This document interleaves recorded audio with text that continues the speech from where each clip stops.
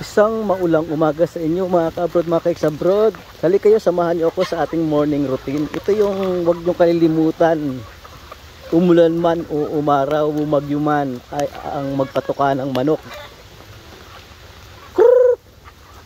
Huwag niyo kalilimutan na magpatuka ng mga manok dahil kapag hindi sila napapatuka sa umaga, sila ay lumalayas, kaya nakailangan natin silang pinapatuka lagi.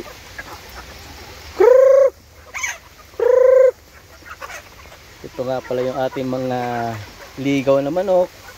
Wala pa dito yung ating inahin. Nakalayas na agad yung ating inahin na may sisiw. Yung iba mga manok siguro nasa layasan na agad. Kapag ganitong maulan na medyo mahirap lang gumalaw dahil nga hindi natin kailangan magpabasa sa ulan, pero it doesn't mean na kakalimutan natin itong ating mga alaga.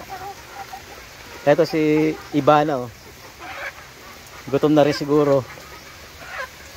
Pagkatapos natin patukain itong ating mga ligaw na manok, ito namang mga nakatali.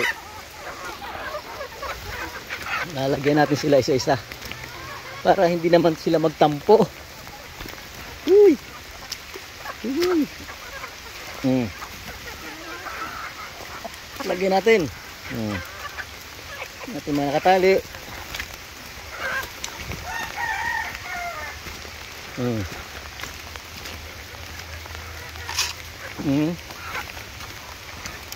Ito pa si Lawin.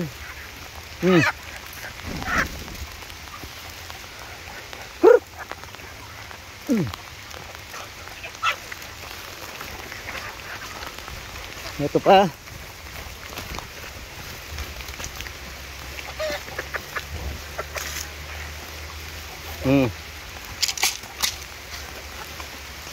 ito pa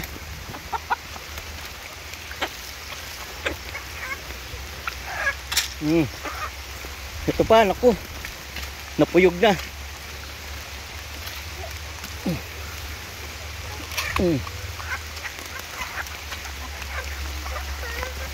Ito pa.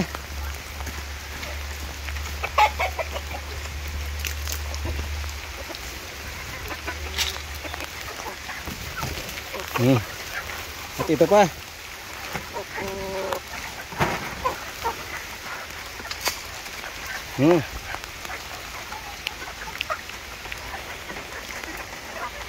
At mayroon pa. Ito na yung ating mga sisiw. Dito natin bigyan to. Ito pa. Ang ating bagong tuntun.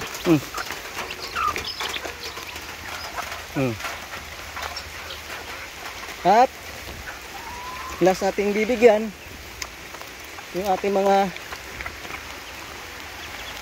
45 days. Kumusta natin ating mga 45 days? Wala na itong nako, linis na linis mga ka-abroad. Linis na linis na kailang patukaan. Yan, patukan natin sila. At yan ang ating morning routine, ang pagpapatuka ng mga manok. So salamat sa pagsama mga ka-abroad.